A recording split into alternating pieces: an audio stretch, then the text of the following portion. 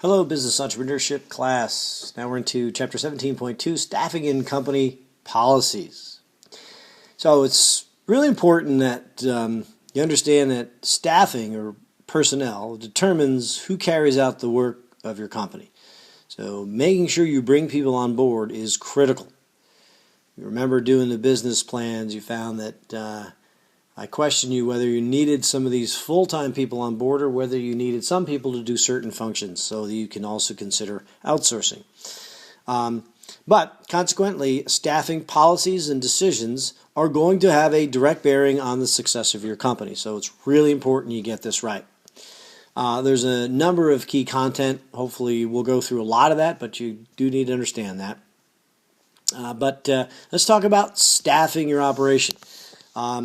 You're going to make staffing decisions, okay? And the key to this is you're going to make it based on how many and what kinds of employees you actually need, okay? And so staffing your operations, you're going to have assemble these types of documents. And the book talks about organization charts, job descriptions, resumes, and specs. Okay, we'll start with the types of organizations, and then we'll sort of work through this, and we'll go through all of these. Okay, so number one, let's talk about the types of organizations. The book mentions line, staff, and then line staff, and finally project. So let's talk about line organizations. So it's sort of this form of business organization where managers are responsible for accomplishing the main objectives of the business and are really in the direct chain of command. So in a line organization, top management makes decisions that affect the entire company. Middle management implements those decisions, and supervisors, or first line or front line as they call managers, kind of supervise the activities, day-to-day activities of employees. And obviously the employees are carrying out the plans as it sort of trickles down. Very, very standard, almost like pyramidal shape organization, top to bottom. Okay. But as your business grows, right, you're going to have to hire staff. So there's a staffing issue. There's a staff organization. The managers and others who provide support and advice to line managers such as accounting, legal services, and training. So this is sort of the staff of the business, not the main organization, but there's sort of this horizontal group that cuts through all the different vertical types of business. That would be the staff organization. Of course, then bringing it all together, a form of business organization that incorporates staff into the line organization is a more complete organization. That's the line and staff. And finally, there's a project organization. This is sort of a temporary group brought together from different parts of a business for a special project. And that'll happen a lot. Yeah, I'm on this special project. It'll be organized in a project-based manner. And it supplements, obviously, the line and line staff structures. But it's really focused. It'll come together for a project and more than likely break up for a project. Okay? So let's talk about then job descriptions. And if we're going to staff, we have to have job descriptions and specifications for the job. You did some of this in introducing yourself to the C-level groups and what the C-levels would do, and you rolled that up into the CEO as one of the first things you did is sort of define what you're supposed to do. So for each position in the org chart that you create, you need to write a job description and an accompanying job specification. And the specification is this document that details the abilities, skills, and education level, and really, quite frankly, experiences that you request or require needed by this employee to perform the job based on your analysis, right? And so to help you identify the people that you now need to staff up with, right? Most businesses start out with sort of examining the resume of each employee.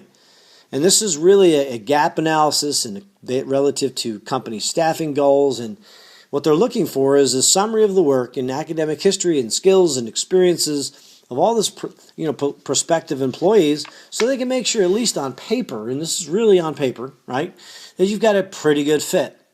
Well, once that all happens, and you have sort of this specification, you have the resume, you're going to look at things like establishing personnel policies.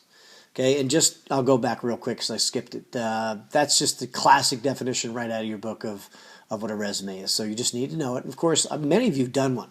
But anyway, so in terms of personnel policies, and this is in addition to the policies that we learned about earlier, you have to establish some policies to oversee these things. Again, like standards for employees and how do you recruit and screen them to get the best candidates. So you really have to bring them in by recruiting.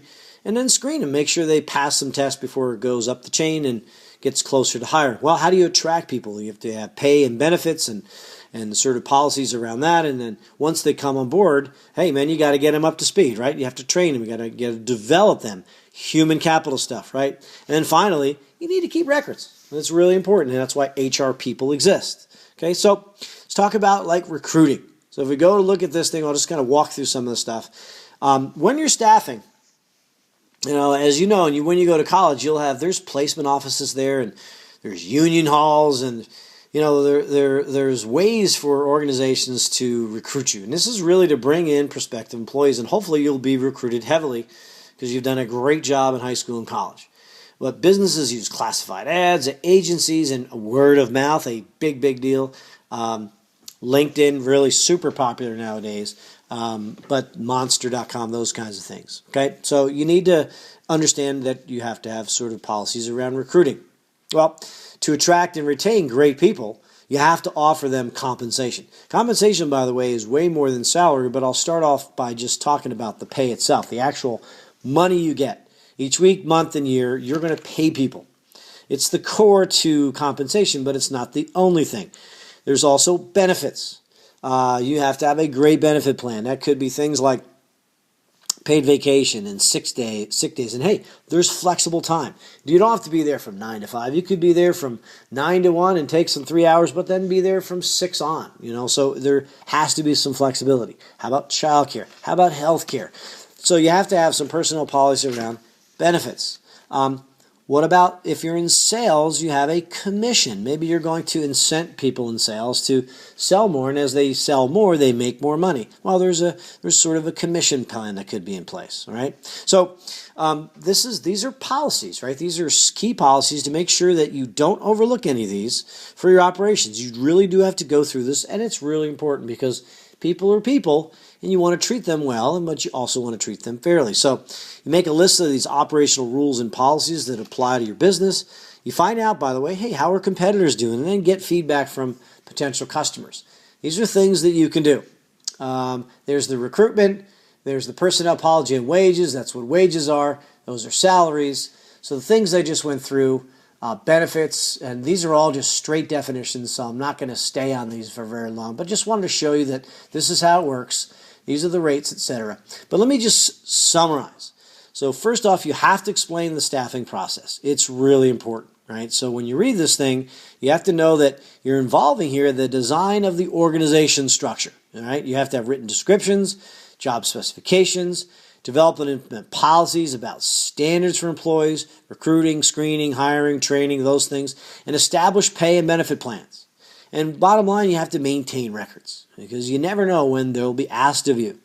And what about the need for additional policies? Well, we talked earlier about the overall importance of policies, but you need to look at developing additional policies which revolve around things like reviewing operational processes. If things start to change, you may have to create a new policy, right? If the process changes, one of the key P's that Marcus talks about, you may have to have a new policy. Hey, look at what competitors are doing, because if you're getting people stolen away from you, they may have some awesome policies that are helping. And then finally, there's no harm at all, and you know the value of this. I've been harping on this a lot. Get feedback from your customers. Know your customers. There is no substitute. Folks, that's Staffing and Company Policies, Chapter 17.2. Take care.